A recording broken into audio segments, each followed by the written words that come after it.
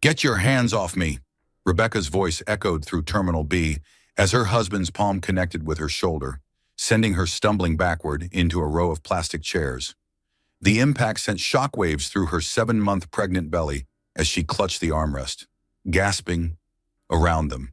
Denver International Airport buzzed with typical Friday evening chaos. But now dozens of travelers had stopped to stare.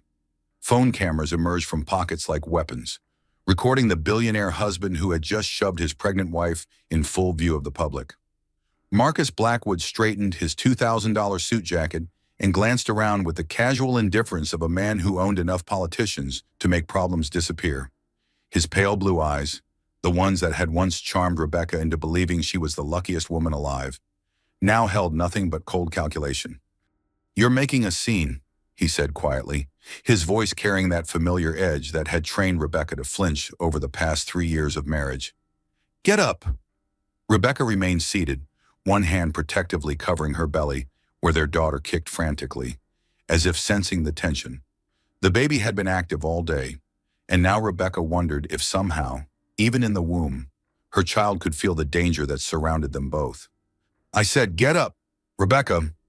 Marcus stepped closer, and she caught the scent of his expensive cologne mixed with the scotch he'd been drinking in the airline lounge. "Our flight board's in 10 minutes. Sir, I'm going to need you to step back." A deep voice cut through the tension as Timothy Walsh, airport security supervisor, approached with 2 uniformed officers flanking him. Walsh was a 20-year veteran who had seen everything from terrorist threats to celebrity meltdowns, but the sight of a pregnant woman being assaulted always got his attention. Marcus turned with the practiced smile he reserved for people he considered beneath his notice. "Officer, there's no problem here. My wife simply lost her footing. She's been having balance issues with the pregnancy." Rebecca looked up at the security supervisor, seeing genuine concern in his weathered face. This was her moment. She could press charges right here, right now, in front of all these witnesses. But Marcus controlled everything: her credit cards, her bank accounts, the prenatal care for their baby. He had made sure she understood exactly how helpless she was without him. "Ma'am, are you hurt?" Walsh asked, ignoring Marcus entirely. "Do you need medical attention?" Before Rebecca could answer, a crackling announcement filled the terminal. "Ladies and gentlemen, Flight 847 to Seattle has been delayed due to crew scheduling issues. Boarding will now begin at approximately 8:30 p.m. We apologize for the inconvenience." Marcus cursed under his breath. They were stuck here for at least another hour, trapped together in this public space where his carefully maintained image had already taken a hit. Rebecca saw the calculation in his eyes, weighing the cost of his reputation against the satisfaction of putting her in her place. "Everything's fine," Rebecca heard herself saying, the words automatic after years of practice. "I just need to be more careful." But even as she spoke, her eyes found the gate area where their flight crew was emerging from the jetway. The captain had removed his hat, running a hand through silver-streaked dark hair as he surveyed the commotion at his gate. Something about his profile made Rebecca's breath catch. It couldn't be. The pilot turned slightly, and Rebecca saw features she had memorized as a child but hadn't seen in 18 years. The same strong jawline, the same way of holding his shoulders when he was thinking. Captain Daniel Hayes, according to the nameplate visible on his uniform, looked every inch the authority figure he had always been. Her father. "Sir, I'm going to need to see some identification," Walsh was saying to Marcus, who was already pulling out his phone to call his lawyers. Rebecca stood slowly, her legs unsteady as she processed the impossible coincidence. Of all the flights, all the airlines, all the pilots in the world, she was about to fly on a plane captained by the man who had walked out of her life when she was 12 years old. Daniel Hayes hadn't noticed her yet, focused as he was on speaking quietly with a flight attendant about the delay.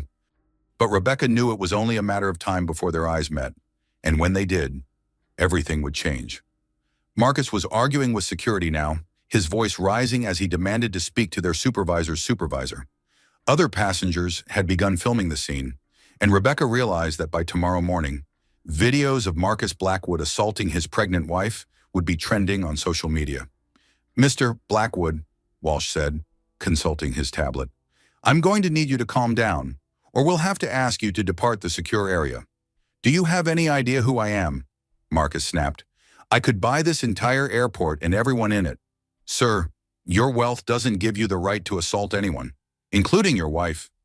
Rebecca closed her eyes, feeling the familiar wash of humiliation that came with being the center of Marcus's public displays of control. But this time was different. This time, her father was 50 feet away, wearing a captain's uniform and carrying himself with the quiet confidence she remembered from childhood. When she opened her eyes, Daniel was looking directly at her. Recognition flickered across his features, followed by something that might have been pain. He started walking toward their group, his expression unreadable but his steps purposeful. "Excuse me," Daniel said as he approached, his voice carrying the authority of someone used to being obeyed without question. "I'm Captain Hayes. Is there a problem with my passengers?" Marcus turned, clearly ready to unleash his frustration on another member of the airline staff. "Your airline has already delayed our flight, and now security is harassing paying customers over a simple misunderstanding." Daniel's eyes never left Rebecca's face. There was recognition there, certainly, but also something else. Concern. The kind of protective instinct she remembered from scraped knees and playground bullies, before everything went wrong between her parents. "Ma'am," Daniel said quietly, "are you all right?"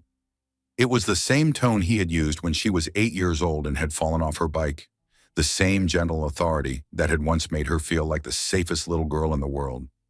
Rebecca felt tears threatening and forced them back. "I'm fine," she managed. "She's my wife," Marcus said sharply. "And unless you plan to fly this plane sometime tonight, I suggest you mind your own business." Daniel finally looked at Marcus, and Rebecca saw something in her father's expression that made her shiver. It was the look of a man taking measure of an opponent, the same calculating assessment she had seen him use on difficult business partners when she was young. "Mr. Blackwood," Daniel said, reading Marcus's name from the passenger manifest Walsh handed him. "I understand you're frustrated about the delay. However, the safety and comfort of all passengers is my responsibility. That includes ensuring no one feels threatened or unsafe." "Threatened?" Marcus laughed. "By whom?" "Sir," Walsh interrupted, "we have multiple witnesses and security footage of you physically assaulting this woman. We can handle this quietly, or we can involve federal authorities. Your choice." Rebecca watched the standoff between the three men and felt like she was watching her past collide with her present in the most surreal way possible. Her father, whose absence had shaped so much of her adult need for security, now stood between her and the husband whose presence had become her greatest threat. The irony was almost too much to bear. Marcus pulled out his phone. "I'm calling my attorney. This is harassment, and I'll have all your jobs." "You're welcome to make that call," Daniel said calmly. "In the meantime, boarding for Flight 847 will commence once we've resolved this situation to everyone's satisfaction." Rebecca looked between her husband and her father, two men who didn't know they were connected by her, both powerful in their own ways, both used to getting what they wanted, but only one of them was looking at her like she mattered more than his own convenience.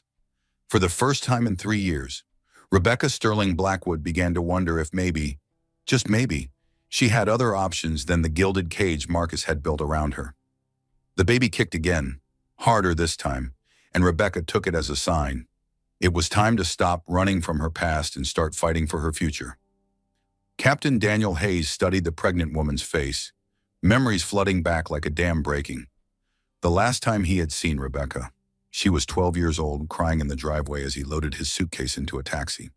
She had begged him not to leave, promised she would be good if he stayed, as if a 12-year-old could somehow fix a marriage that had been dying for years. Now she stood before him, 28 years old and 7 months pregnant, married to a man who had just physically assaulted her in public. The protective instinct that had driven Daniel to work 18-hour days building Hayes Aviation, all to provide for the family he thought he'd lost forever, roared to life. "Becky," he said quietly, using the childhood nickname only he had ever called her. Marcus stopped mid-conversation with his attorney to stare at them. "How do you know my wife's name?" Rebecca's eyes widened. She had forgotten that Marcus didn't know about her family history, that she had never told him about the father who had chosen his airline career over staying with them.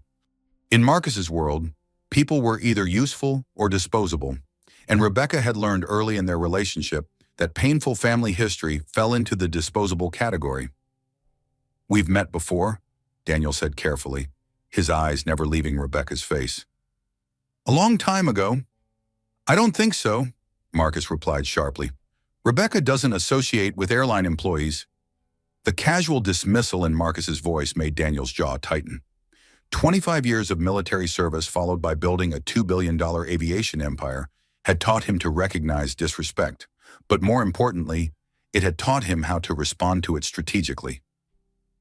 "Mr. Blackwood," Daniel said, his voice taking on the tone he reserved for particularly difficult air traffic controllers, "I think there may be some confusion about who you're speaking to."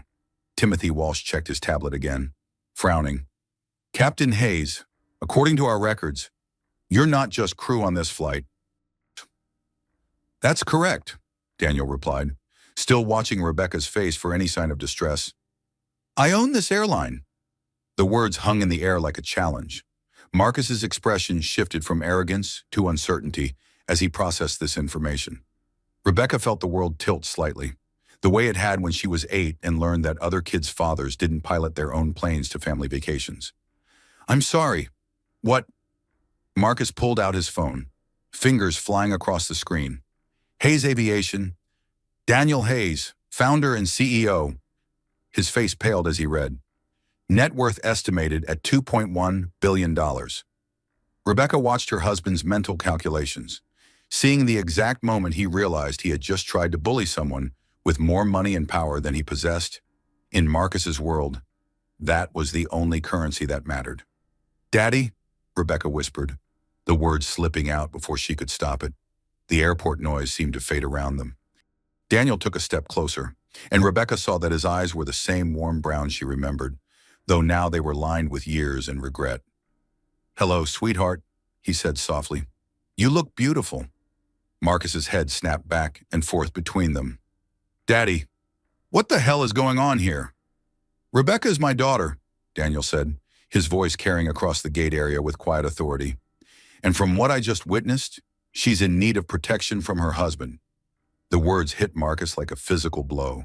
Rebecca saw him processing the implications, that he had just assaulted the daughter of a billionaire airline owner in front of security cameras, that his victim had powerful family he knew nothing about, that every assumption he had made about his wife's helplessness had just been proven wrong. "This is impossible," Marcus sputtered. "Rebecca's father abandoned her family when she was a child. He's nobody." "I made mistakes," Daniel said, his eyes locked on Rebecca's. "I thought I was providing for my family by building something lasting. I didn't understand that being absent while building security was the same as abandoning the people I was trying to protect." Rebecca felt tears threatening again. This was the conversation she had imagined having with him 1,000 times over the years, but never in an airport, never while pregnant and married to an abuser, never with security cameras recording every word. "Mr. Blackwood," Timothy Walsh said, consulting his notes, "I think we need to have a conversation about the assault we witnessed. Captain Hayes, would you like to press charges on behalf of your daughter?" Daniel looked at Rebecca, and she saw a question in his eyes. The choice was hers. For the first time in 3 years, someone was asking what she wanted instead of telling her what she needed. Rebecca started, then stopped. Marcus was watching her with the expression she had learned to fear, the one that promised consequences later, when there were no witnesses or cameras. "Rebecca," Daniel said gently, "you don't have to decide anything right now, but you should know that whatever you choose, you're not alone anymore." Marcus stepped forward, his mask of civility slipping entirely. "She's my wife. This is a private family matter, and I don't care how much money you have or what airline you own. She belongs to me." The words hung in the air like a toxic cloud. Rebecca had heard variations of this speech dozens of times, but hearing it in front of her father made her see it differently. She saw the possessiveness, the assumption of ownership, the casual dismissal of her autonomy. "Nobody belongs to anyone," Daniel said quietly, but his voice carried the authority of someone who had commanded respect in boardrooms and cockpits around the world. "And certainly not my daughter." Flight attendant Jennifer Cruz approached their group, her expression professional but concerned. "Captain Hayes, we're ready to begin boarding whenever you give the word. Should I make an announcement about the continued delay?" Daniel looked at Rebecca again. That depends on whether my daughter feels safe traveling with her husband. It was the question Rebecca had been avoiding for months. Marcus's behavior had been escalating, his control tightening, his threats becoming more direct. But she had nowhere to go. No money of her own, no family to turn to, or so she had thought. "I need to think," Rebecca said finally. "Take all the time you need," Daniel replied. "This flight doesn't leave until you're ready." Marcus's face flushed red. "You can't delay a commercial flight for personal reasons. There are other passengers, schedules, connections." "Mr. Blackwood," Daniel interrupted, "this is my airline, my aircraft, and my crew. The flight leaves when I say it leaves." The power dynamics that had governed Rebecca's marriage for 3 years shifted in that moment. Marcus, who had always been the richest, most powerful person in any room, suddenly found himself outranked, and everyone present could see how poorly he was handling it. "Rebecca," Marcus said, his voice dropping to the tone he used for private threats, "we need to talk. Privately." "No," Daniel said before Rebecca could respond. "Any conversation you have with my daughter happens in public, with witnesses present." "She's my wife," Marcus repeated, but the words sounded hollow now. "She's my daughter," Daniel replied. "And she was my daughter for 12 years before she was your wife for 3. I know what she looks like when she's scared, and I know what she looks like when she's being threatened. Right now, she looks like both." Rebecca stared at her father, amazed that he could still read her so well after all these years apart. She had forgotten what it felt like to have someone truly see her, to have someone care more about her well-being than their own convenience. "Captain Hayes," Walsh said quietly, "what would you like us to do about the assault?" Daniel looked at Rebecca one more time. "That's my daughter's decision, but I want it noted that Hayes Aviation takes a zero-tolerance policy toward domestic violence, and that extends to our passengers as well as our employees." Marcus realized he was losing control of the situation. "This is ridiculous, Rebecca. Tell them this is all a misunderstanding. Tell them you're fine." Rebecca looked at her husband, then at her father, then at the security supervisor who was still waiting for her answer. Around them, other passengers were watching the drama unfold, phones recording, social media posts already being crafted. For 3 years, she had been telling people she was fine. For 3 years, she had been protecting Marcus's reputation at the expense of her own safety. But standing there, with her father's support in a room full of witnesses, she realized she had a choice. "No," she said quietly. "I don't think I will." The word hung in the air like a declaration of independence. Marcus's face went white, then red. "Rebecca, you don't know what you're doing." "Maybe not," she replied, surprised by the steadiness in her own voice. "But I know what you did."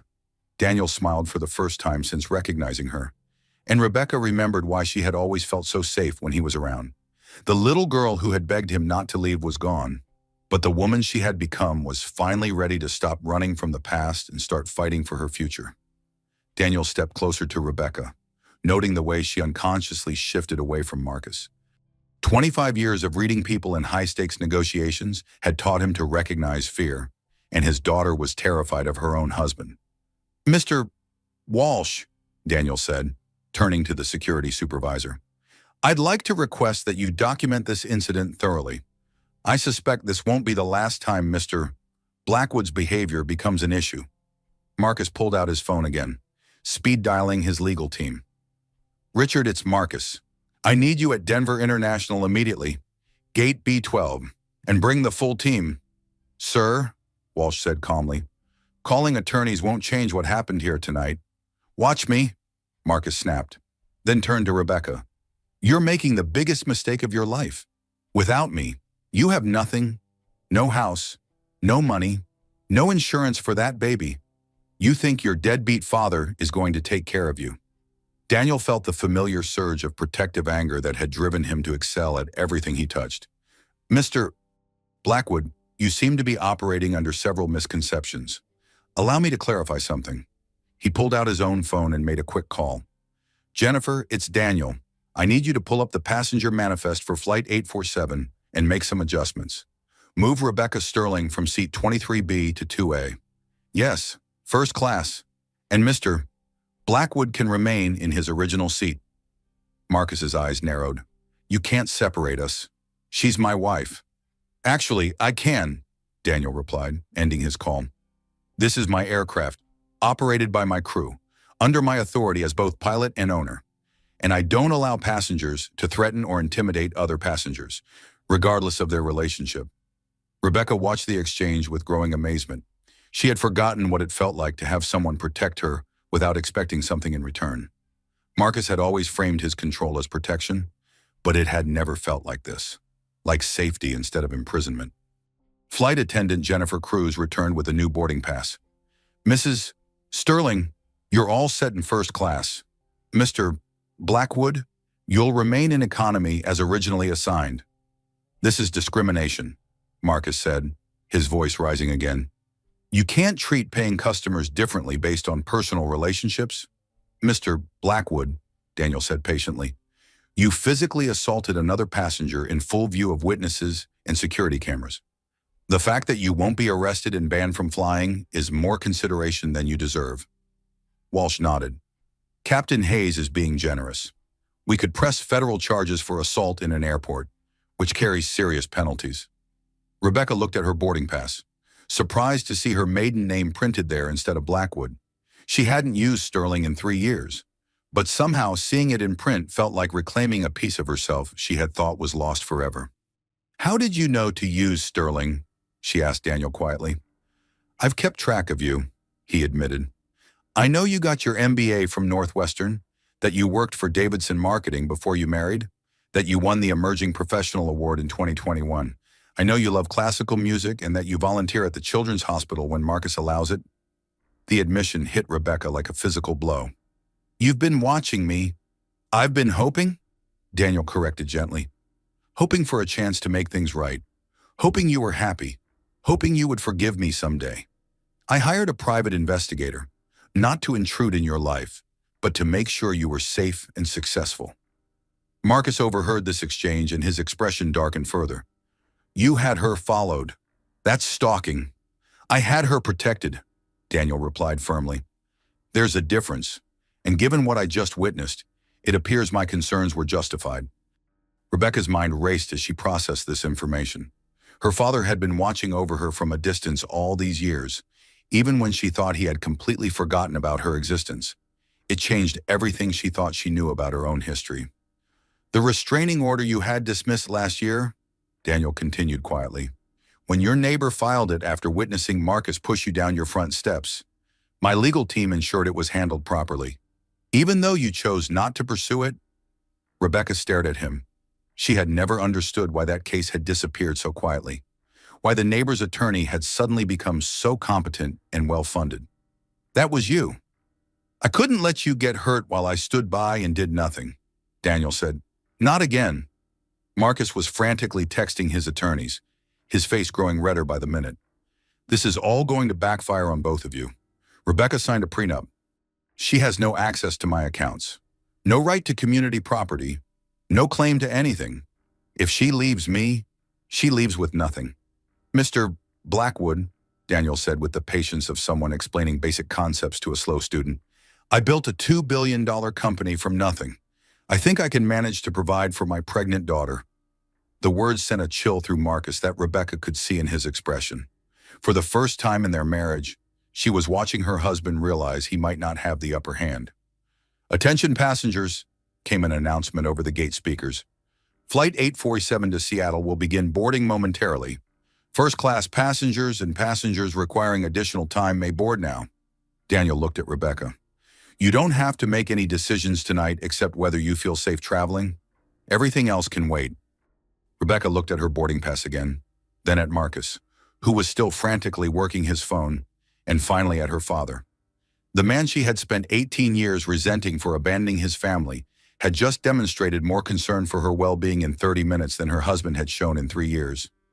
I want to know everything, she said quietly. About why you really left, about what you've been doing all these years, about why Mom never told me you were keeping track of us. Daniel nodded. You deserve answers, all of them. But first, let's get you somewhere safe. Marcus finally looked up from his phone. My attorney is on his way.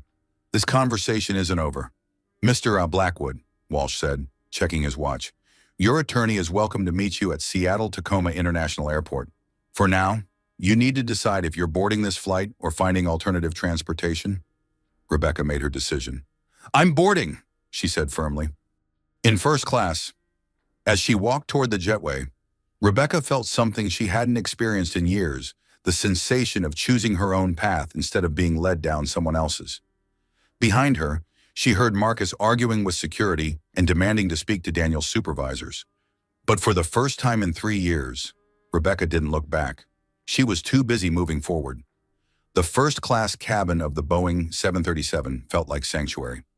Rebecca settled into seat 2A, accepting a glass of sparkling water from Jennifer Cruz while trying to process the surreal turn her evening had taken. Through the small window, she could see Denver's lights spreading out below them as they climbed toward cruising altitude. Mrs. Sterling, Jennifer said quietly, Captain Hayes asked me to let you know he'll check on you once we reach cruising altitude. In the meantime, is there anything you need? Rebecca shook her head, one hand resting on her belly where her daughter had finally settled into a calmer rhythm. The baby seemed to sense that they were moving away from danger, or maybe Rebecca's own reduced stress was having an effect. Behind the first-class curtain, she could hear Marcus's voice raised in argument with another passenger about seat assignments, even separated by several rows and a fabric barrier. His presence felt oppressive. 3 years of marriage had trained her to monitor his moods, to anticipate his displeasure, to manage his emotions before they became her problem. But tonight was different. Tonight, she had witnessed her husband's fury directed at someone who refused to be intimidated by it. Daniel Hayes had faced down Marcus's threats with the calm authority of someone who had weathered far worse storms. And Rebecca was beginning to remember what strength looked like when it was used to protect rather than control. Her phone buzzed with a text from Marcus. This tantrum ends now. You will apologize to me and my attorney when we land, and we will never speak of this again. Rebecca stared at the message, recognizing the familiar pattern. Marcus would frame her resistance as childish behavior, her fear as overreaction, her need for safety as disloyalty. For 3 years, this approach had worked because Rebecca had no alternatives and no allies. But tonight, she had remembered that she was Daniel Hayes' daughter, and Daniel Hayes had never backed down from a fight when someone he loved was threatened. She deleted the message without responding. 20 minutes into the flight, Daniel's voice came over the intercom with the calm professionalism she remembered from childhood. Ladies and gentlemen, this is your captain speaking. We've reached our cruising altitude of 37,000 feet, and we're expecting smooth air for most of our flight to Seattle. Flight attendants, you're free to move about the cabin. 5 minutes later, Daniel appeared at Rebecca's seat, having turned control over to his co-pilot. He looked older up close, with lines around his eyes that spoke of years of responsibility and regret, but his presence still carried the same reassuring authority she remembered. How are you feeling? He asked, taking the empty seat beside her. Confused, Rebecca admitted. Scared, angry. I'm not sure which emotion is winning. Daniel nodded. That's understandable. You've had a lot of information to process tonight. See, Dad, Rebecca said, testing the word on her tongue after so many years. Why did you really leave? And please don't tell me it was about building the airline. I need the truth. Daniel was quiet for a long moment, looking out the small window at the darkness beyond. Your mother gave me an ultimatum, he said finally. She said I could choose between my family and my dream of starting an airline. She was tired of me being gone all the time, tired of the financial uncertainty, tired of waiting for someday to become today. So you chose the airline? I chose what I thought was the best way to provide for my family long term, Daniel corrected. I thought if I could build something substantial, something lasting, I could give you and your mother security that a pilot's salary never could. I thought I was being responsible. Rebecca felt tears threatening. But you never came back. Your mother remarried 6 months after our divorce was final, Daniel said quietly. She made it clear that my presence in your life would only confuse things, that it would be better for everyone if I stayed away. I thought maybe she was right. Maybe you would be better off with a father who was actually there, instead of one who was always traveling. You thought wrong, Rebecca said, her voice breaking slightly. Yes, Daniel agreed. I thought wrong about a lot of things, but I never stopped loving you, and I never stopped trying to make sure you were safe and taken care of from a distance. Rebecca wiped her eyes with the tissue Jennifer had quietly placed on her tray table. Tell me about the investigator, about the restraining order, about all of it. Daniel looked uncomfortable, but he didn't evade the question. I hired someone to send me reports on your well-being, not invasive surveillance, just public information, school achievements, career milestones, major life events. When you graduated college, when you got engaged, when you announced your pregnancy, you knew I was pregnant. I've known since you were 12 weeks along, Daniel admitted. I also knew Marcus's reputation in business circles, and I was concerned about what kind of man my daughter had married. Rebecca remembered Marcus's courtship, the way he had swept her off her feet with expensive gifts and exclusive restaurants, the way he had made her feel chosen and special. She had mistaken possessiveness for passion, control for care. What kind of reputation does he have? Daniel's expression hardened. The kind that involves leveraging people's vulnerabilities, pressuring competitors into unfavorable deals, and using legal threats to silence anyone who challenges him. The kind that makes other businessmen careful about bringing their wives to industry events. The words hit Rebecca like ice water. She had been isolated from Marcus's business life, told it would be boring for her, but now she wondered what else she had been protected from seeing. There's more, Daniel continued. The private investigator documented several incidents of concerning behavior. The neighbor who filed the restraining order wasn't the first person to witness Marcus being physical with you. Rebecca closed her eyes, remembering incidents she had minimized or rationalized away. The time he had grabbed her wrist so hard it bruised when she disagreed with him at a dinner party. The way he monitored her phone calls and social interactions. The gradual isolation from friends who asked too many questions about her happiness. Why didn't you intervene sooner? She asked.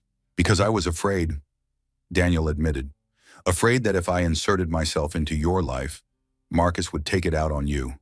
Afraid that my presence would make things worse instead of better. Afraid that you wouldn't want my help after all these years. The honesty in his voice broke something open in Rebecca's chest. She had spent so many years imagining her father as the man who had abandoned his family for money and success. But the reality was more complicated. He was a man who had made terrible choices while trying to do the right thing, who had spent 18 years trying to protect a daughter who didn't even know he was watching. I'm sorry, Daniel said quietly, for all of it, for leaving, for staying away, for not being brave enough to fight for you when you needed me most. Rebecca looked at her father, really looked at him, and saw not the abandoning parent of her childhood memories, but a man who had spent nearly 2 decades carrying the weight of his mistakes. What happens now, she asked. That depends on what you want, Daniel replied. But I want you to know that whatever you decide, you have options. You have family, you have resources, and you have people who will fight for you. From somewhere behind the first-class curtain came the sound of Marcus's voice, still raised in complaint about something. Rebecca felt her shoulders tense automatically, her body responding to the familiar sound of his displeasure. Daniel noticed her reaction. He can't hurt you up here, he said firmly.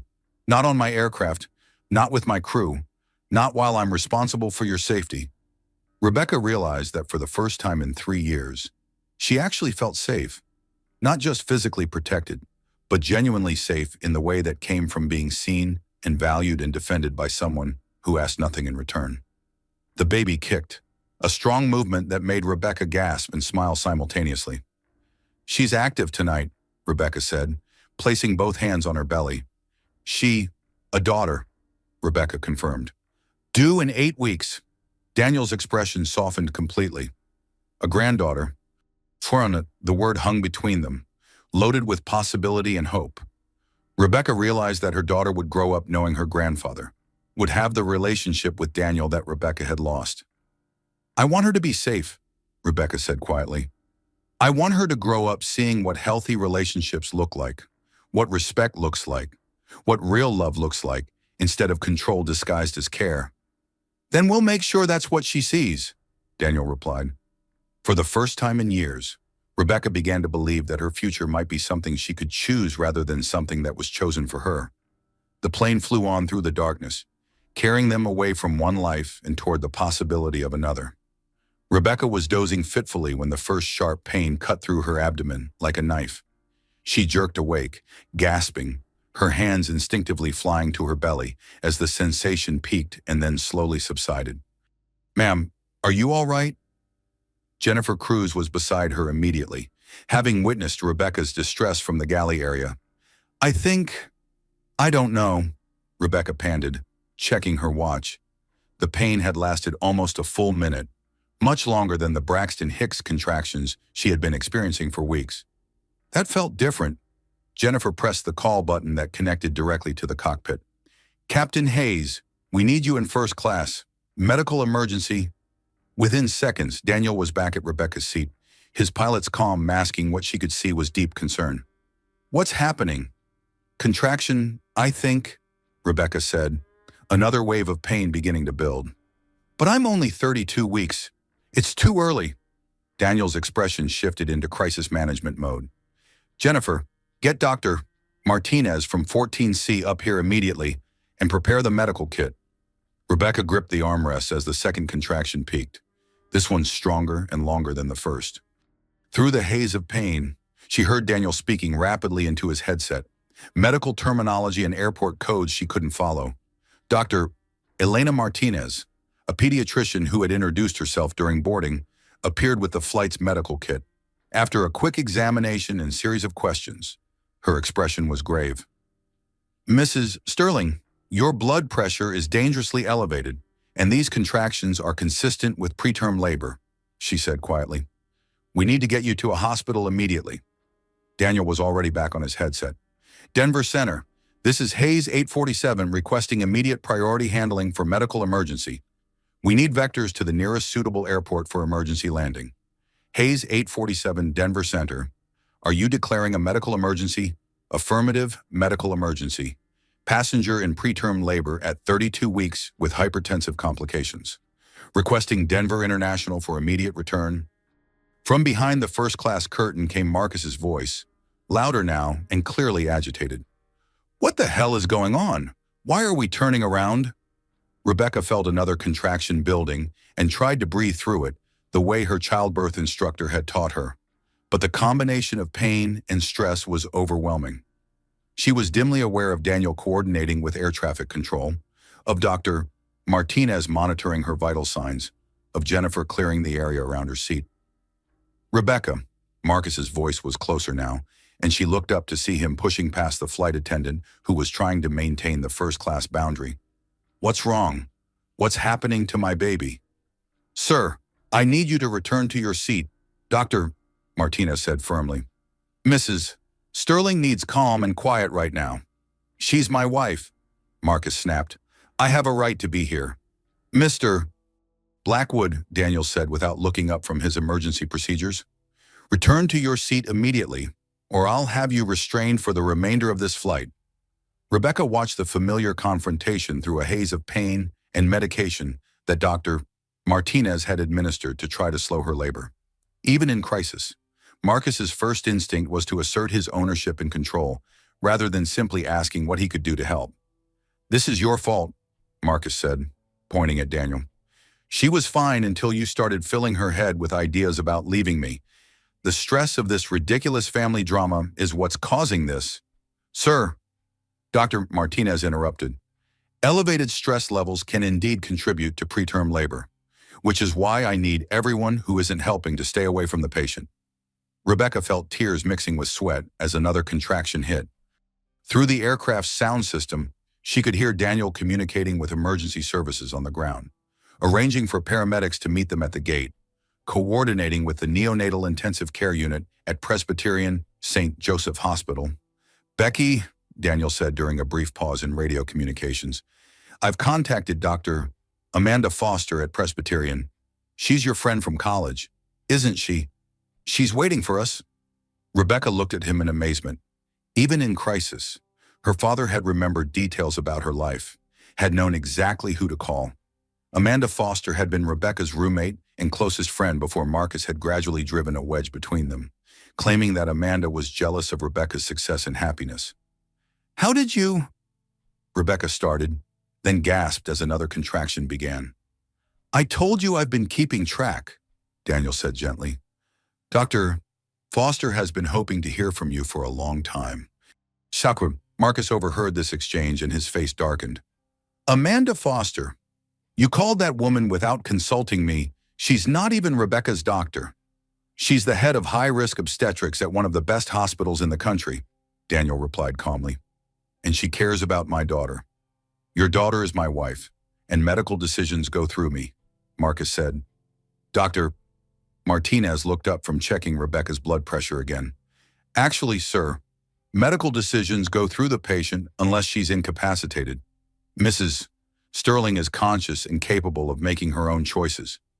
Rebecca felt a surge of gratitude toward the doctor for reinforcing her autonomy at a moment when Marcus was trying to reassert control. Even in labor, even in crisis, she was still a person with rights and choices. "Ladies and gentlemen, this is your captain speaking." Daniel's voice came over the intercom with practiced calm.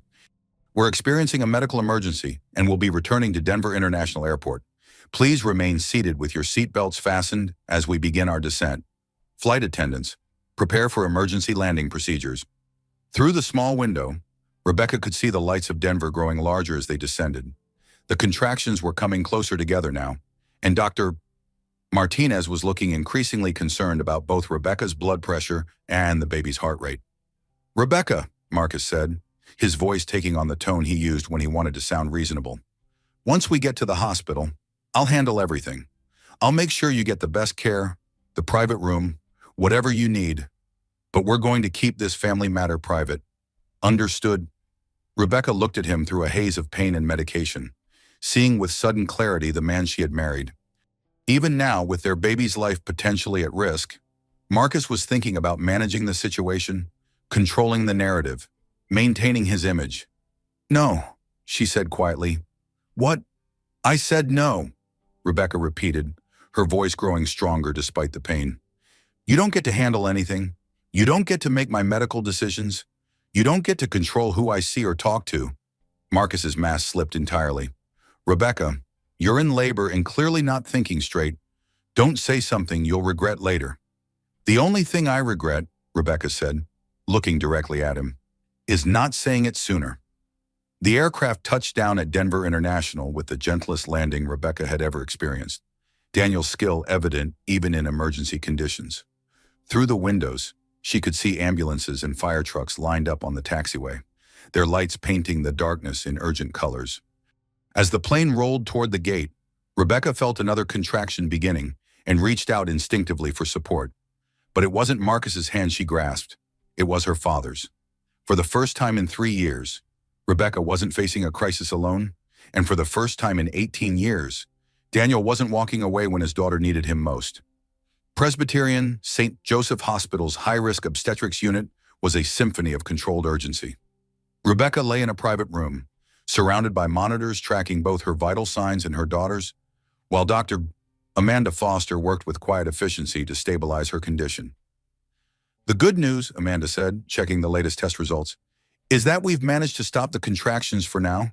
The magnesium sulfate is doing its job, and your blood pressure is coming down." Rebecca nodded, still groggy from the medication, but immensely relieved. Through the room's large window, she could see Daniel in the hallway, speaking quietly with what appeared to be a team of attorneys while keeping one eye on her room. "The challenging news," Amanda continued, "is that you're showing signs of severe stress-induced preeclampsia. Your body is essentially rejecting the pregnancy because it perceives the environment as too dangerous for both you and the baby." "Dangerous how?" Rebecca asked, though she suspected she already knew the answer. Amanda sat down beside the bed, her expression serious but kind. "Rebecca, I've been an obstetrician for 15 years, and I've seen this pattern before. When a pregnant woman's stress hormones remain consistently elevated due to ongoing emotional or physical threat, it can trigger premature labor and other complications." Rebecca closed her eyes, understanding. Her body had been trying to protect her daughter the only way it knew how, by ending a pregnancy that was taking place in an unsafe environment. "Where's Marcus?" Rebecca asked, realizing she hadn't seen her husband since the ambulance ride to the hospital. Your father had him removed from the premises, Amanda said with a slight smile. Apparently, Mr. Blackwood became belligerent with the nursing staff when they wouldn't let him override your medical directives. Hospital security escorted him out after he threatened to sue everyone involved. Rebecca felt a wave of relief so profound it was almost physical. For the first time in months, she was in a space where Marcus couldn't intimidate the staff, couldn't override her choices, couldn't use his wealth and influence to control her care. Your father is quite something, Amanda continued. I haven't seen someone move mountains that quickly since, well, ever. He had your medical records transferred from your previous doctor, arranged for the best perinatologist in the state to consult on your case, and somehow managed to get you declared financially independent for insurance purposes, all in the space of 2 hours. Financially independent. Rebecca, Amanda said gently, your father has legally established you as a patient under his insurance coverage rather than your husband's. It means Marcus can't use your medical care as leverage, can't threaten to withdraw coverage, can't make decisions about your treatment. Rebecca stared at her friend, processing the implications. In the space of a few hours, Daniel had systematically dismantled the financial controls Marcus had used to keep her trapped. She was beginning to understand that her father's wealth wasn't just about money, it was about options, freedom, the ability to protect the people he loved. A knock on the door interrupted her thoughts. Daniel entered, followed by a woman Rebecca didn't recognize at first. Then the visitor turned, and Rebecca's breath caught. Mom. Charlotte Hayes looked older than Rebecca remembered, her auburn hair now silver, her face lined with years of worry and regret. But her eyes were the same warm green Rebecca had inherited, and they were filled with tears. Hello, sweetheart, Charlotte said quietly. Rebecca looked between her parents, seeing them together for the first time since their bitter divorce 18 years ago. Why are you here? I called her, Daniel said simply. When I realized you were in labor, I thought you should have your mother with you. Charlotte approached the bed slowly, as if afraid Rebecca might ask her to leave. Your father called me for the first time in 15 years, she said. He told me what happened at the airport, about your husband, about everything. I got on the first flight from Phoenix. You came, Rebecca said, her voice breaking slightly. Of course I came, Charlotte replied. You're my daughter. You're having a baby. Where else would I be? Rebecca looked at her parents, standing awkwardly on opposite sides of her hospital bed, and realized that despite everything that had gone wrong between them, they had both dropped everything to be here when she needed them. I need to understand, Rebecca said. I need to know why our family fell apart, why you two couldn't make it work, why I spent my whole childhood feeling like I was the reason everyone left. Daniel and Charlotte exchanged a look that held 18 years of unfinished conversations. You were never the reason, Charlotte said firmly. Never. The problems between your father and me had nothing to do with you. Then what? Rebecca asked. I remember the fighting, the accusations, the way you looked at Dad like you hated him by the end. Charlotte sat down in the chair beside Rebecca's bed, her hands trembling slightly. Your father wasn't the only one who made mistakes, she said quietly. I made some terrible choices, and I was too proud and too scared to admit them. Daniel moved to the window, giving Charlotte space to speak, but staying close enough to participate in the conversation. Rebecca could see the tension in his shoulders, the way he was preparing himself for whatever revelation was coming. I had an affair, Charlotte said finally. When you were 10 years old, I got involved with someone else. Your father was traveling constantly, building the airline, and I felt abandoned and ignored. I made choices I'm not proud of. Rebecca stared at her mother, trying to process this information. An affair. It didn't last long, Charlotte continued, but the damage was done. When your father found out, he was devastated. But instead of fighting for our marriage, instead of going to counseling or trying to work through it, we both retreated into blame and resentment. Daniel turned from the window. I threw myself even deeper into work, he said. I convinced myself that if I could just build something big enough, successful enough, it would prove I was worthy of being chosen. But all I accomplished was proving Charlotte's point about my priorities. So you divorced, Rebecca said. We divorced, Charlotte confirmed. And I was so angry, so hurt by his emotional absence even before the affair, that I made it as difficult as possible for him to maintain a relationship with you. I told myself I was protecting you from disappointment, but really I was punishing him. Rebecca felt tears streaming down her face as she finally understood the truth about her childhood. She hadn't been abandoned by a father who didn't love her. She had been the victim of two adults who couldn't find their way back to each other after betrayal and hurt. "I'm sorry," Daniel said quietly. "I'm sorry I wasn't present enough in our marriage to prevent the loneliness that led to the affair. I'm sorry I didn't fight harder for our family when everything fell apart. And I'm sorry I let my own hurt and pride keep me away from you for so long." "I'm sorry too," Charlotte added. "I'm sorry I had the affair. Sorry I made it difficult for you to have a relationship with your father. Sorry I let my own pain cloud my judgment about what was best for you." Rebecca looked at her parents, seeing them clearly for the first time as flawed humans who had made terrible mistakes while trying to navigate impossible circumstances. She thought about her own marriage, about the choices she had made in trying to find the security and love she had missed in childhood. "I married Marcus because he represented everything I thought I wanted," Rebecca said slowly. "Financial security, someone who would never leave, someone who claimed he would always put me first. But he put himself first," Daniel observed quietly. "Always," Rebecca confirmed. "And he used my fear of abandonment to keep me trapped. Every time I questioned his behavior, he would remind me that I had nowhere else to go, no one else who would take care of me." Charlotte reached for Rebecca's hand. "Sweetheart, you always had somewhere to go. You always had people who would take care of you. We just did such a terrible job of showing you that." Amanda Foster, who had been quietly checking Rebecca's monitors during this family reunion, spoke up. "Your blood pressure is continuing to improve," she said. "Whatever's happening in this room, it's having a positive effect on both you and the baby." Rebecca smiled through her tears, realizing that for the first time in years, she was surrounded by people who were more concerned with her well-being than their own comfort. It was a feeling she had forgotten existed. "What happens now?" she asked.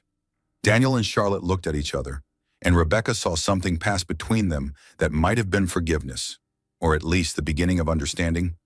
"Now," Daniel said, "we figure out how to be a family again. Imperfect, complicated, but real. And," Charlotte added, "we make sure you and your daughter have everything you need to be safe and happy." Rebecca placed her hands on her belly, feeling her daughter's gentle movements as her stress levels continued to decrease. For the first time since learning she was pregnant, she felt genuinely excited about becoming a mother. She was going to raise her daughter surrounded by love instead of control, supported by family instead of isolated by manipulation, empowered to make choices instead of having decisions made for her. It wasn't the family she had planned on, but it was the family she needed. And for the first time in her adult life, that felt like enough. The hospital room had settled into quiet comfort when Charlotte stood and walked to the window, her silhouette outlined against the Denver skyline. Rebecca could see the tension in her mother's shoulders, the way she was gathering courage for another difficult conversation. "There's something else," Charlotte said without turning around. "Something I should have told you both years ago, but I was too ashamed and too afraid." Daniel straightened in his chair, and Rebecca felt her heart rate increase enough to trigger a beep from the monitoring equipment. "Mom, you don't have to," Rebecca began. "Yes, I do," Charlotte interrupted, finally turning to face them. "If we're going to rebuild this family on truth instead of secrets, then I need to tell you about Robert." Rebecca's younger brother, who was 26 and training to be a commercial pilot like Daniel, had always been the golden child in their fractured family.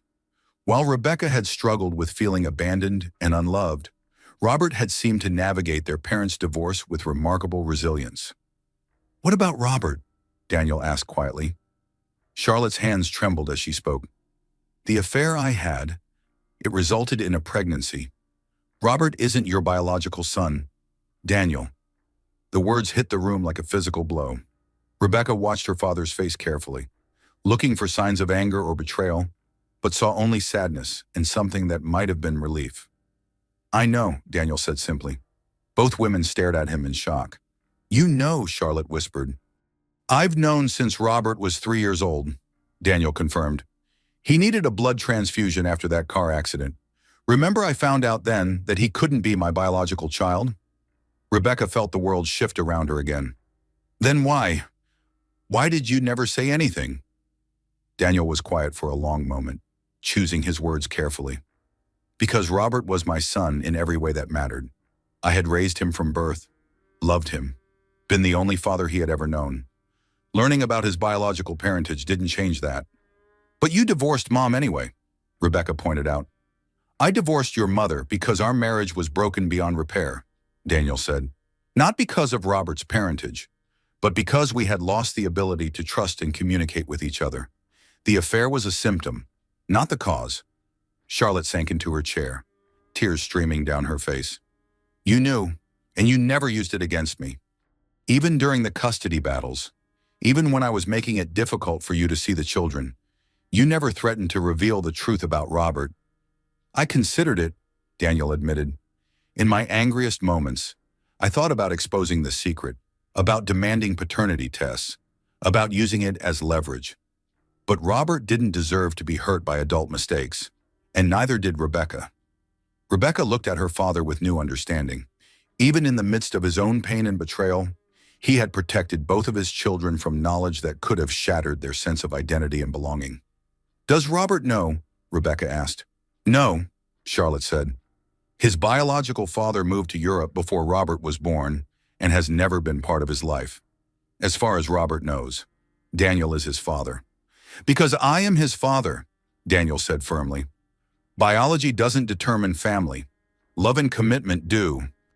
Rebecca thought about her own situation, about the daughter growing inside her, who would be born into a complicated family situation. Marcus would always be her biological father, but that didn't mean he would be the primary male influence in her life. This changes everything, Rebecca said slowly. How so? Daniel asked. Marcus has been threatening to take the baby away from me if I leave him, Rebecca explained.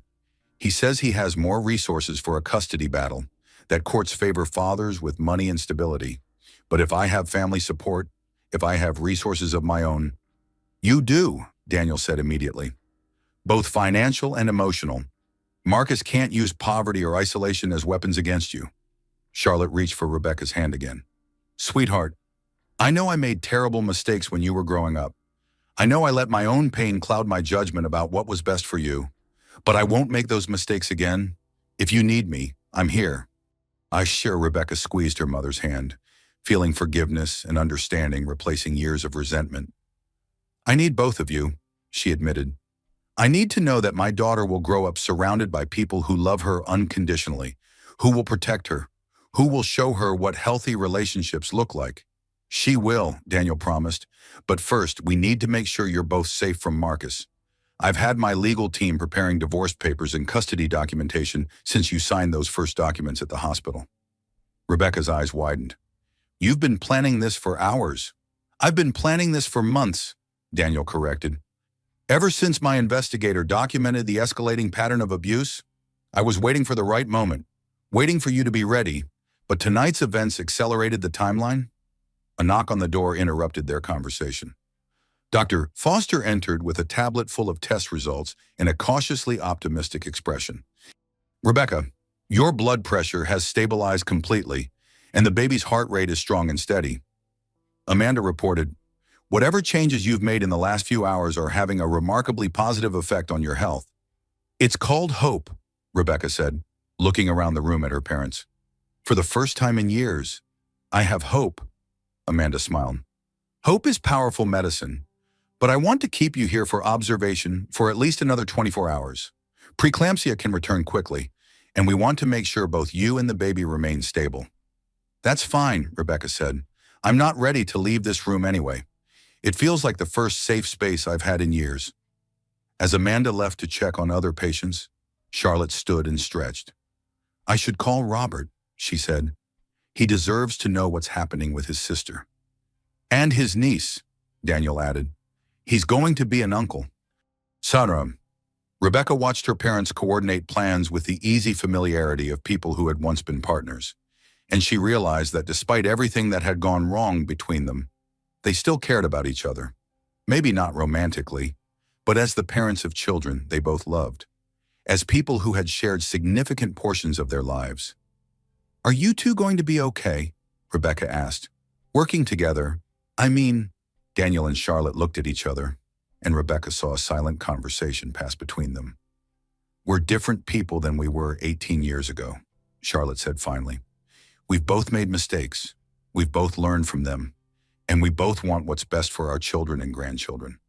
That's enough to build on, Daniel agreed. Rebecca settled back against her pillows, feeling safer and more hopeful than she had in years. Her marriage was ending.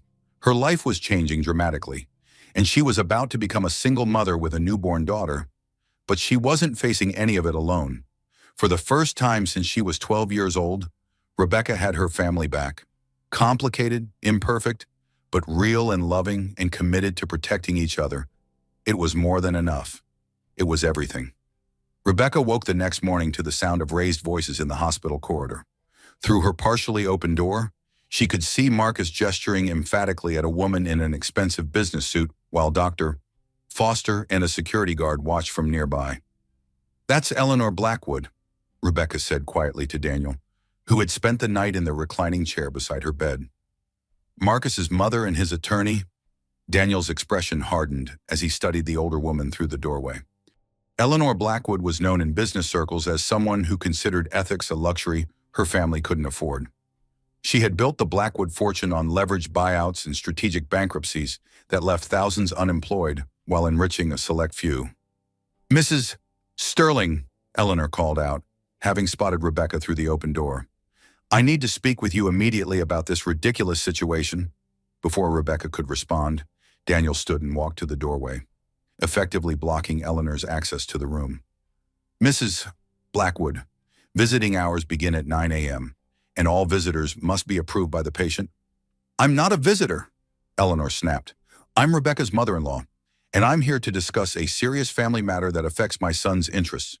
Your son's interests, Daniel repeated calmly, do not override my daughter's medical needs or her right to refuse visitors.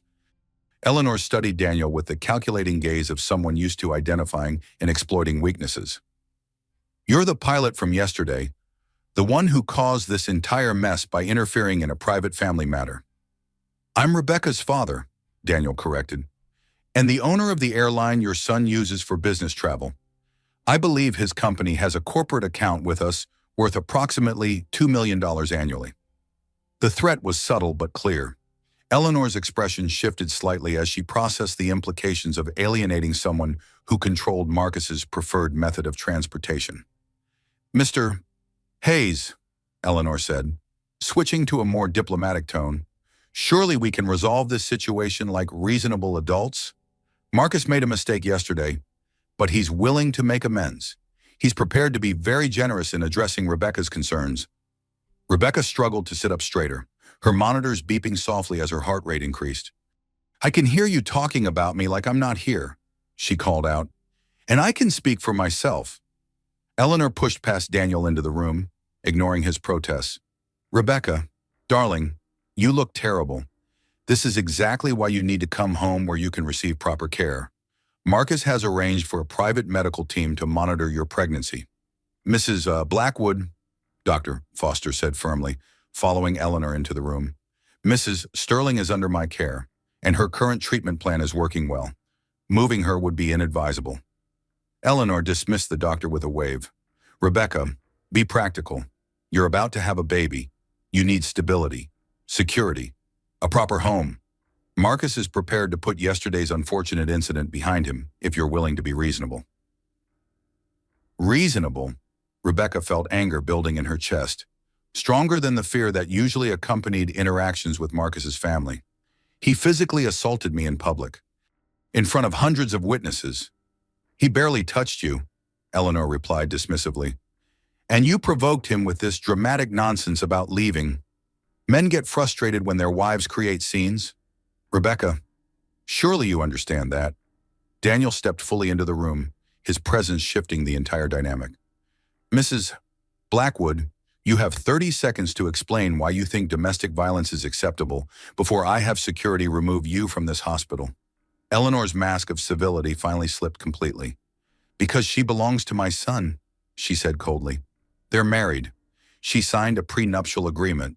She has no rights to community property. No access to joint accounts, no claim to anything Marcus built before their marriage. If she leaves him, she leaves with nothing. Except her life, Daniel said quietly, and her daughter's life, and her self-respect. Self-respect doesn't pay medical bills, Eleanor shot back. It doesn't provide for children or maintain health insurance or secure proper education. Rebecca made a choice when she married Marcus, and choices have consequences. Rebecca watched the exchange, seeing clearly for the first time how Marcus had learned his approach to relationships. Eleanor Blackwood viewed marriage as a business transaction, with Rebecca as an asset that had been purchased and therefore owned. "You're right," Rebecca said quietly, causing everyone in the room to look at her. "Choices do have consequences." Eleanor smiled triumphantly. "I'm glad you're being sensible. Dear, I chose to marry your son because I was afraid of being alone and abandoned," Rebecca continued. "The consequence was 3 years of escalating abuse and control. Now I'm choosing differently."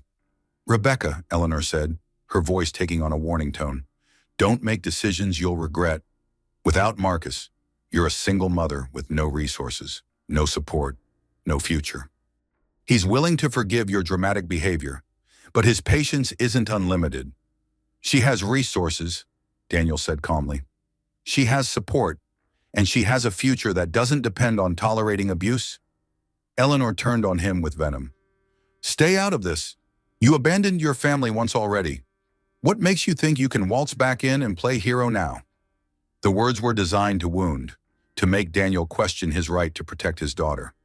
But Rebecca saw something in her father's expression that told her Eleanor had miscalculated badly.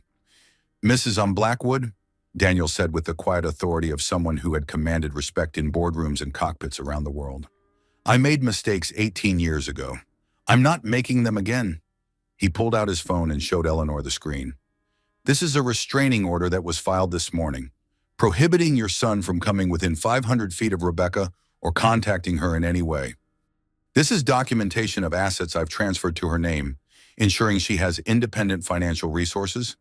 And this is a custody filing that preemptively addresses any attempt Marcus might make to use their child as leverage." Eleanor stared at the phone, her face paling as she processed the information. "You can't do this. Marcus has rights as a husband and father. Marcus has the right to remain silent," came a new voice from the doorway. Federal Agent Patricia Rivera stepped into the room with 2 colleagues, their badges clearly visible. "Mr. Blackwood, you're under arrest for securities fraud, tax evasion, and wire fraud." Rebecca looked through the doorway to see Marcus in handcuffs, his face a mask of rage and disbelief. Eleanor rushed toward her son, her composure finally cracking completely. "This is harassment," she screamed. "My son is a respected businessman. You have no grounds for this." Agent Rivera consulted her notes. "We have 3 years of documented financial irregularities, insider trading violations, and evidence of using corporate accounts for personal expenses that constitute tax fraud. The investigation began after several whistleblowers came forward with evidence." Rebecca looked at Daniel, who was carefully not meeting her eyes. "Dad, did you—" "I provided information that was requested by federal investigators," Daniel said quietly. "Information that my security team had gathered during their assessment of Marcus's background." Eleanor spun around to face them. "You orchestrated this. You set my son up." "Your son set himself up," Daniel replied calmly. "I simply made sure the appropriate authorities had access to information that was already part of the public record, if they knew where to look." Rebecca watched her husband being led away in handcuffs and felt something she hadn't expected: relief. For months, she had been afraid of what Marcus might do if she tried to leave him. Now that choice had been taken out of both their hands. "Rebecca," Eleanor said desperately, "you can't let them do this to him. He's the father of your child. Think about what this means for your family's reputation."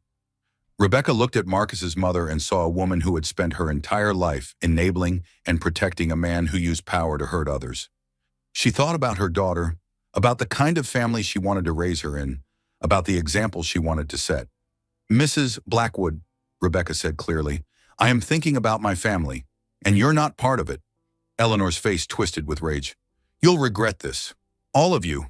The Blackwood family doesn't forget, and we don't forgive." "Neither," said Daniel quietly, "do the Hayes family." As Eleanor stormed out of the room, Following her son and the federal agents, Rebecca felt the last piece of her old life crumble away. The marriage that had promised security but delivered imprisonment was over. The financial threats that had kept her trapped were neutralized. The man who had controlled every aspect of her life for 3 years was facing federal charges that would likely keep him occupied for years to come. She was free, scared, uncertain about the future, but genuinely free for the first time in her adult life. Rebecca placed her hands on her belly, feeling her daughter's gentle movements, and realized that her child would never know what it felt like to live in fear of someone who was supposed to love and protect her. It was the greatest gift she could imagine giving. 2 days later, Rebecca was finally cleared for discharge from the hospital. Her blood pressure had stabilized, the preeclampsia symptoms had resolved, and Dr. Foster was cautiously optimistic about the remainder of her pregnancy. "Remember," Amanda said as she reviewed the discharge instructions, "stress is your enemy right now. Your body and your baby need calm, consistent care for the next 6 weeks until delivery." Rebecca nodded, gathering her few belongings while Daniel and Charlotte handled the paperwork and logistics. It felt surreal to be leaving the hospital as a different person than she had been when she arrived divorced, financially independent, and surrounded by family support she had forgotten existed. "Where am I going?" Rebecca asked, realizing she had been so focused on getting away from Marcus that she hadn't considered where she would actually live. "Home," Daniel said simply, helping her into a wheelchair despite her protests that she could walk. "I don't have a home anymore," Rebecca pointed out. "The house was in Marcus's name, and I'm sure I'm not welcome there now." Charlotte appeared beside them with a folder full of documents. "Actually, you do have a home. Your father purchased a house for you yesterday." Rebecca stared at them both. "You bought me a house in 1 day." "I bought you options," Daniel corrected as they made their way through the hospital corridors. "There are 3 properties available, all in secure neighborhoods, all fully furnished and ready for immediate occupancy. You can choose the one that feels right." Outside the hospital, a black SUV waited with a driver who looked more like security than transportation. Rebecca was beginning to understand that her father's wealth came with protections she had never considered necessary. "Is all this really needed?" she asked as they drove through Denver's afternoon traffic. "Marcus posted bail this morning," Daniel said quietly, "and Eleanor Blackwood has been making statements to the press about vindictive prosecution and family betrayal. I'd rather err on the side of caution." Rebecca felt a chill despite the warm September afternoon. She had hoped that Marcus's arrest would end his ability to threaten her, but clearly the Blackwood family's influence extended beyond what federal charges could immediately neutralize. The first house Daniel showed her was a stunning contemporary home in Cherry Hills Village, complete with a nursery that had been professionally designed and a security system that would have impressed the Secret Service. But it felt like a fortress, beautiful but isolated. The second property was a charming Victorian near downtown, within walking distance of shops and restaurants. But Rebecca felt exposed there, visible to anyone who might be watching. The third house made her cry. It was a craftsman-style home in Park Hill, with a wide front porch and mature trees that provided natural privacy. The nursery was painted a soft yellow with white furniture and a mobile of airplanes that played gentle music when it turned. The master bedroom had a reading nook by the window where Rebecca could imagine feeding her daughter while watching the neighborhood children play in the park across the street. "This one," she said immediately. "This feels like home." Daniel smiled, the first genuinely relaxed expression she had seen from him since their reunion. "I hoped you'd choose this one. It reminds me of the house where you grew up." Rebecca looked around the living room, with its built-in bookshelves and fireplace, and realized he was right. This house felt like safety and warmth rather than wealth and display. "How long can I stay here?" she asked, suddenly practical about the generosity being shown to her. "It's Charlotte said simply. "The deed is in your name." "I can't accept what, Rebecca," Daniel interrupted gently. "I missed 18 years of being your father. I missed graduations and birthdays and every milestone that mattered. I can't buy back those years, but I can make sure you and my granddaughter have the security I should have provided all along." Rebecca sank into one of the comfortable chairs, overwhelmed by the rapid changes in her circumstances. 3 days ago, she had been trapped in an abusive marriage with no resources and no options. Now she owned a house, had access to financial accounts she had never imagined, and was surrounded by family support. "What happens next?" she asked. "Now you rest," Charlotte said firmly. "You take care of yourself and the baby. You let us take care of everything else." "I can't just sit around for the next 6 weeks," Rebecca protested. "I need to do something productive." Daniel and Charlotte exchanged a look that reminded Rebecca they had once been partners in raising children. "Actually," Daniel said slowly, "there might be something you could help with, if you're interested." "What kind of something?" "Hayes Aviation is expanding our corporate social responsibility programs," Daniel continued. "We're looking to establish a foundation focused on supporting women and families in crisis situations.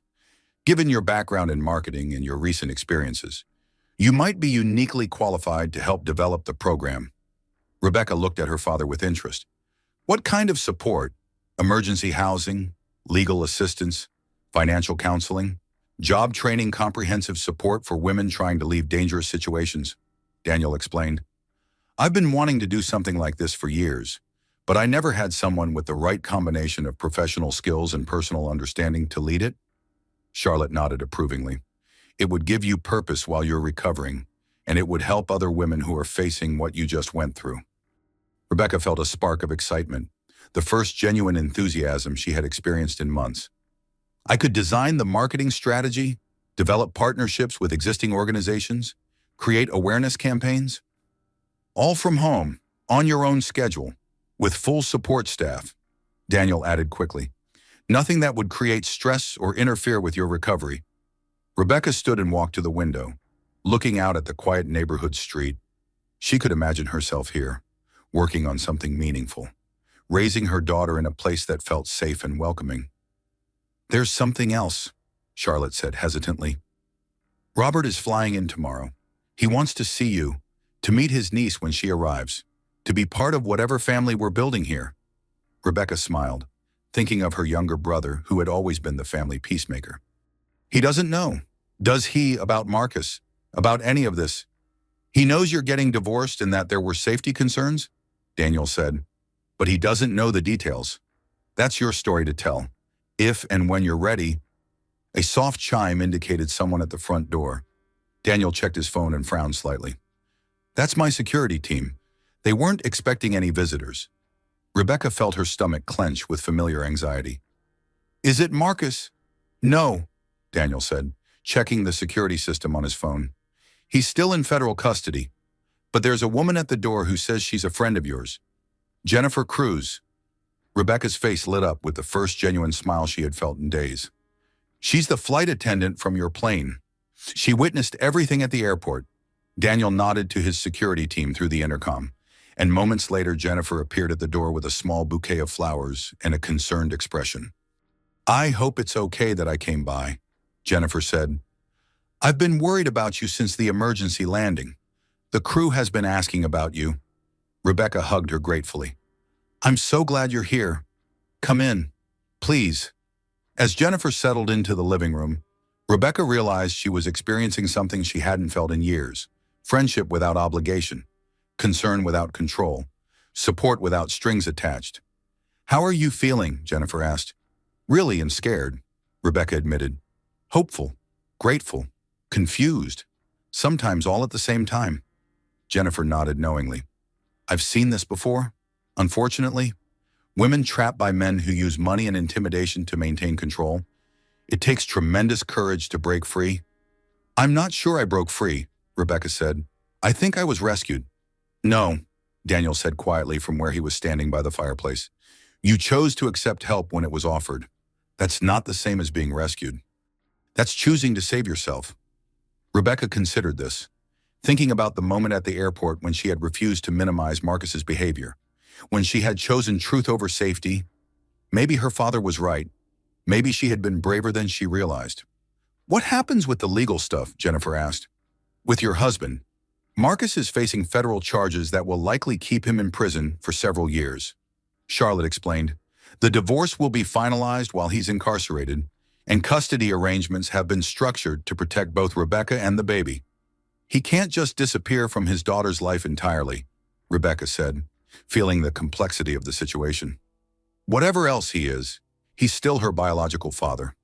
Supervised visitation only, Daniel said firmly, and only if he completes anger management and parenting classes, and only if you feel comfortable with it. His rights as a father don't supersede your right to safety or your daughter's right to grow up without fear. Jennifer looked around the beautiful house, taking in the obvious security measures and expensive furnishings. This is quite a change from being trapped with no resources. I'm still processing it, Rebecca admitted. 3 days ago, I thought I had no family and no options. Now I'm surrounded by people who want to help, living in a house I own, planning a career that could help other women in similar situations. Life can change fast when you make the right choices, Jennifer observed. But the hard part is maintaining those changes when the crisis passes and daily life sets in. Rebecca placed her hands on her belly, feeling her daughter's gentle movements. I think about her constantly, she said, about what kind of mother I want to be, what kind of world I want to raise her in, what kind of example I want to set. Then you'll do fine, Jennifer said confidently. Children don't need perfect parents. They need parents who are trying to do better, who are choosing love over fear, who are building something good instead of just avoiding something bad. As the afternoon wore on, Rebecca found herself relaxing into the rhythm of normal conversation with people who cared about her well-being without agenda. Charlotte made tea in the kitchen that had been stocked with Rebecca's favorite foods. Daniel worked quietly on his laptop, handling business calls with the calm efficiency that had built his empire. Jennifer shared stories about other passengers she had helped over the years, women who had found their courage at 30,000 feet and used it to change their lives. By evening, Rebecca realized she felt something she hadn't experienced in years: peace. Not the nervous calm that came from successfully avoiding Marcus's displeasure, but genuine tranquility rooted in safety and support. I should go, Jennifer said as the sun set outside the living room windows. But I want you to know that the entire crew from that flight has been talking about you. You inspired a lot of people with your courage that night. Rebecca walked Jennifer to the door, surprised by how normal it felt to be hosting a friend in her own home. Thank you for coming, for everything. Take care of yourself, Jennifer said, hugging her goodbye. And remember, you're not alone anymore. As Jennifer's car pulled away, Rebecca stood on her front porch, breathing in the cool evening air. Across the street, families were gathering for dinner, children playing in yards, neighbors walking dogs and chatting over fences. It was the kind of normal, peaceful life she had dreamed of during the darkest moments of her marriage. Now it was her reality, and her daughter would grow up thinking this was simply how families were supposed to function. Ready to come inside? Daniel asked from the doorway. Rebecca nodded, taking one last look at the neighborhood that was now home. Ready. As she walked into the house, Rebecca felt her daughter kick strongly, as if she too was settling into this new life with approval. They were both exactly where they belonged. 6 weeks later, Rebecca Sterling Hayes gave birth to Hope Charlotte Hayes at Presbyterian St. Joseph Hospital, surrounded by 3 generations of family who had found their way back to each other. The delivery was smooth and uncomplicated, a stark contrast to the emergency that had brought them all together. Dr. Amanda Foster delivered a healthy 6-pound daughter who emerged into the world with a strong cry and an obvious family resemblance. She has your eyes, Charlotte whispered, tears streaming down her face as she held her granddaughter for the first time. And Daniel's stubborn chin. Rebecca lay in the hospital bed, exhausted but euphoric, watching her parents take turns holding Hope with the wonder of people who had thought they might never experience this joy. Daniel was particularly entranced, speaking softly to the baby about airplanes and adventures while she gripped his finger with surprising strength. She's going to be a pilot, he declared confidently. Look at that grip. She's going to be whatever she wants to be, Rebecca corrected gently. That's the whole point. Robert had arrived from his flight training program in Phoenix, and Rebecca marveled at how much her little brother had grown in the years since their parents' divorce. At 26, he carried himself with the quiet confidence of someone who had found his calling, but his eyes still held the gentle humor she remembered from childhood. I can't believe I'm an uncle, he said, cradling Hope with surprising confidence. I've been practicing with my instructors, baby, learning how to hold them properly. You're a natural, Rebecca observed, watching her brother interact with her daughter. Hope seemed completely content in his arms, her tiny face peaceful and trusting. Dr. Foster checked Rebecca's vitals and pronounced everything normal. Your blood pressure is perfect. Your recovery is progressing beautifully, and this little one is absolutely healthy. I'd say this is what happens when a pregnancy occurs in a supportive, low-stress environment. Rebecca nodded, thinking about the contrast between her first trimester, when she had been walking on eggshells around Marcus, and her third trimester, when she had been surrounded by family and focused on building a new life. "Any word from the father?" Amanda asked quietly, consulting her chart. "Marcus is still in federal custody," Daniel replied. "His trial isn't scheduled for another 6 months, and his attorney has advised him to avoid any contact that might be construed as intimidating a witness." Rebecca had mixed feelings about Marcus's absence from their daughter's birth. Part of her felt guilty that Hope's biological father wasn't there to meet her, but a larger part was relieved that this perfect moment wasn't complicated by his presence and the chaos that always surrounded him. "He can meet her when he's ready to be a positive presence in her life," Rebecca said firmly. "If that ever happens..." Eleanor Blackwood had made several attempts to establish grandparental rights, but Daniel's legal team had successfully argued that the family's pattern of intimidation and control posed a threat to the child's well-being. Any future relationship would require court supervision and Eleanor's completion of family therapy.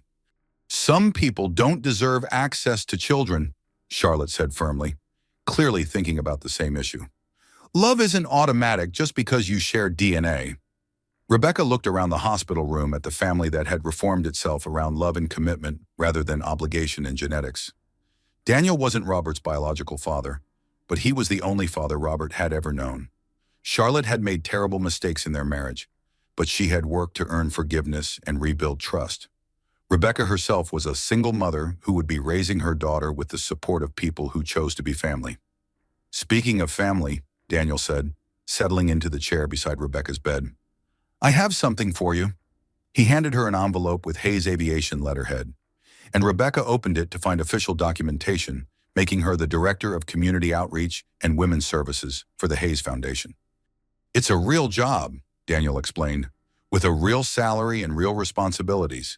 The foundation is launching next month, and we need someone to lead the development of programs for women and families in crisis." Rebecca studied the paperwork, seeing her name and qualifications listed officially, seeing the substantial salary that would ensure her complete financial independence. "Dad, this is too much." "It's not enough," he replied, "but it's a start.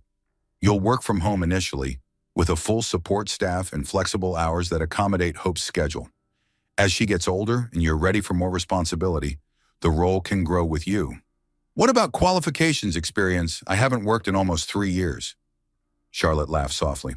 "Sweetheart, you have more relevant experience than anyone we could hire. You know exactly what women in abusive relationships need because you've been there. You understand the barriers and fears because you've faced them. You have the education and professional background to design effective programs, and you have the family support to do the job without compromising your own well-being." Rebecca looked at Hope, sleeping peacefully in Robert's arms, and imagined the foundation helping other women make the same escape she had made. She thought about the airport incident that had started everything, about how differently her life might have turned out if she hadn't had family support and resources. "How many women do you think we could help in the first year?" she asked. Daniel smiled, recognizing the spark of enthusiasm in her voice. "As many as you can design programs for. The foundation will have an initial budget of $50 million, with plans to expand based on demonstrated need and effectiveness." Rebecca stared at him. $50 million. "It's an investment in changing lives," Daniel said simply. "Starting with yours and Hope's, expanding to help other women and children who need support and options." Dr. Foster, who had been quietly checking on other patients, returned with discharge papers. "Rebecca, you and Hope are both ready to go home whenever you're comfortable leaving." "Home," Rebecca repeated, still adjusting to the concept of having a place that truly belonged to her. "That sounds perfect."